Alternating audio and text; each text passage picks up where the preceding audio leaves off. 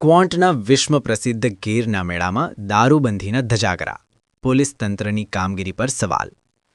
છોટાઉદેપુર આદિવાસી સંસ્કૃતિના અનોખા સંગમ સમાન ક્વોન્ટનો ગીરનો મેળો હાલ વિવાદોમાં ઘેરાયો છે. મેળામાં ચુસ્ત પોલીસ બંદોબસ્ત હોવા છતાં દારૂબંધીના કાયદાના લીરેલીરા ઉડ્યા હોવાની ઘટના સામે આવી છે. મેળામાં લોકો સરેઆમ અને નિર્ભય બનીને દારૂ પીતા હોય તેવો વિડિયો સોશિયલ મીડિયા પર વાયરલ થતાં ચકચાર મચી છે. બંદોબસ્ત છતાં બેદરકારી.